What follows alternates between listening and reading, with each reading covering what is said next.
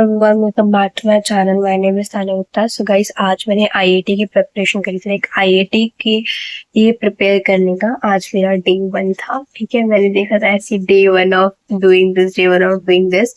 So today is day 1 of doing preparation for IIT and honestly पता नहीं मेरे को क्या था। मैंने पूरे दिन में सिर्फ 6 घंटे पढ़ाई करी है। आई नो दैट इज कि नहीं इतना करना चाहिए था, थोड़ा ज्यादा करना चाहिए था। जब आप रीनीट की भी तैयारी कर रहे हो तो रीनीट प्लस आईआईटी दोनों का आपको साथ में तैयारी करनी, तो आपको थोड़ा सा तो स्पीड लाइक बढ़ानी पड़ेगी। सबसे पहले मैंने सुबह ना सेट्स पढ़े थे, 2 घंटे मैंने सेट्स करे थे। 2 घंटे मैंने मैथ्स पढ़ी थी, तो मैंने सेट पढ़े थे, सुपर सेट, सब सेट, ये पावर सेट, ये सब मैंने पढ़ा था, पर उसमें क्वेश्चंस नहीं लगाया मैंने। उसके बाद ना मैंने एक मॉक दिया आईआईटी का।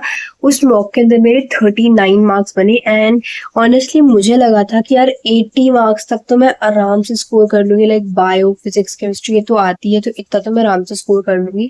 पर मुझसे 39 नंबर बने। मुझसे बायो भी नहीं हो रही थी, ना मुझसे फिजिक्स हो रही थी। केमिस्ट्री मुझसे आराम से हो गई, केमिस्ट्री एकदम मक्खन की तरह निकल गई, लेकिन फिजिक्स और बायो मुझसे हो ही नहीं रही थी। पता नहीं क्या था। एक तो मैंने स्काई एस्ट्रा का मॉक टेस्ट दिया था फर्स्ट ऑफ ऑल, और बायो मतलब ऐसा था कि बायो में मुझसे ना कुछ क्वेश्चंस बन ही नहीं थे, इतना ज्यादा कंसेप्चुअल हो रखा था। एनसीईआरटी से तो बिल्कुल था ही नहीं भाई। मुझे ऐसा लग रहा था कि पता नहीं क्या ही पूछा हुआ है, क्या ही पूछा हुआ है। एनसीईआरटी से कुछ नहीं था भाई उसके अंदर। लाइक एनसीईआरटी था, एनसीईआरटी का कोर था, बट उसमें कॉन्सेप्चुअल चीजें ज्यादा थी, लाइक कॉन्सेप्ट ज्यादा पूछे हुए थे। और फिजिक्स इतनी खराब, इतनी खराब, इतनी खराब थी फिजिक्स की, मैं क्या बताऊं। लाइक क्वेश्चन ही समझ नहीं आ रहा कि वो पूछा क्या है, कहाँ से पूछा है, नहीं पता। क्वेश्चन मुझे ऑनेस्टली समझ में नहीं आया। उसके बाद मैं थोड़ा सा डर गई उसको देख के कि भाई ऐसे तो लाइक जो फिजिक्स में मैंने सोचा था कि मैं सिर्फ एनसीईआरटी नोट्स वगैरह पढ़ लूंगी मेरा हो जाएगा, बट जो मॉक टेस्ट देखा मैंने उसके बाद मुझे रियलाइज हो गया कि भाई नहीं, सिर्फ शॉर्ट नोट्स, एनसीईआरटी, नीट के भी वाईक्यूज, इनसे आईआईटी की फिजिक्स का कुछ नहीं होने वाला। जेई की फिजिक्स अभी नहीं पता मुझे, जेई की फिजिक्स मैंने करी नहीं है। मतलब भाई एकदम एक्सट्रीम लेवल था। और फिर मैंने क्या किया, मैंने ना सोचा था कि मैं सारे पीवाईक्यूज जितने, बहुत सारी वीडियोस देख लूँ, बिकॉज आजकल ना मैं कि आईआईटी कैसे किया है लोगों ने, आईआईटी की स्ट्रैटेजीज क्या थी, तो मैं ये बहुत सारी वीडियोस देख रही हूँ अभी। एंड डोंट वरी गाइस, तुम्हें देखने की जरूरत है, मैं सबका कोर कॉन्सेप्ट निकाल के मैं तुम्हें यहाँ पे बता दूंगी। So you have a benefit in subscribing मी, तो तुम मुझे सब्सक्राइब कर सकते हो इफ यू वांट, और कर लो यार, ठीक है। हाँ, मैं क्या कहते हैं, उसके बाद मैंने सारे पीवाईक्यूज लेके बैठी। मैंने पीवाईक्यू का एनालिसिस किया कि पीवाईक्यू में दिक्कत कहाँ, लाइक पीवाईक्यू किस तरह से पूछा जा रहा है, पीवाईक्यू में क्या पूछता है, लाइक एक्चुअली में आ क्या रहा है। तो मैंने सोचा कि लाइक सारे पीवाईक्यूज होंगे, 15-15 क्वेश्चन होते हैं, 4-5 साल के पीवाईक्यू निकाल के देख लेती हूँ और उसको रट लूंगी एक तरह से। लाइक जो जो टॉपिक्स आ रहे हैं उन टॉपिक्स को रट लूंगी, जिस तरह से बन रहे हैं उसको एनालाइज करके, मतलब बेसिकली मेरा मतलब था कि मैं एनालाइज करूंगी। मैंने 2024 का दिया।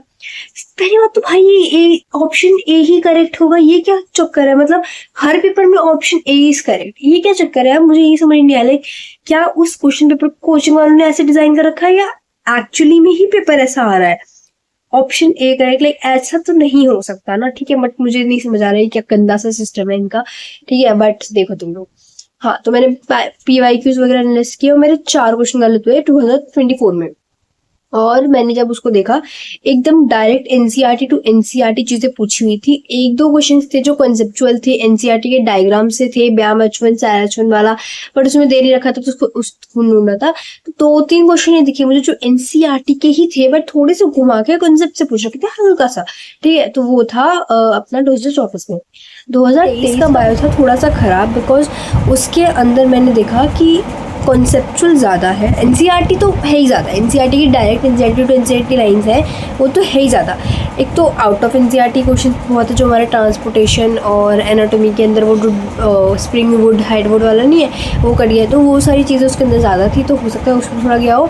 एंड 1-2 क्वेश्चन कंसेप्चुअल थे, जैसे कि मेटा फेज ट्रांजिशन वाला, कौन सी स्टेज में ये मेटा वो है कुछ, ठीक है, वो चेक पॉइंट्स वाला। हाँ, चेक पॉइंट्स हमने पढ़े नहीं है, वो हमने सेल साइकिल में पढ़े थे। और मुझे याद है चेक पॉइंट्स मैंने 11th क्लास में लेवल 2 के क्लास के अंदर पढ़ा था, आकाश के अंदर, ठीक है गाइस, आकाश पढ़ा था मैंने। और 2 करे हैं मैंने बस। अभी आईआईटी की तैयारी इतनी है, मैंने मॉडर्न फिजिक्स करी थी, मॉडर्न फिजिक्स के अंदर शॉर्ट नोट्स पढ़े थे और ग्राफ वाले क्वेश्चंस करे थे। मुझे खुद नहीं पता मेरा फिज़िक्स में क्या होगा। कल मैं पूरी फ़िज़िक्स लेके बैठूँगी, लाइक कल मैं 2 घंटे लूँगी, जो आईआईटी की प्रिपरेशन के 2 घंटे होते हैं, मैं पूरी उन 2 घंटे के अंदर मैं पूरी फ़िज़िक्स निकाल के बैठूँगी एंड लाइक उसका सॉल्यूशन मिल जाए मुझे।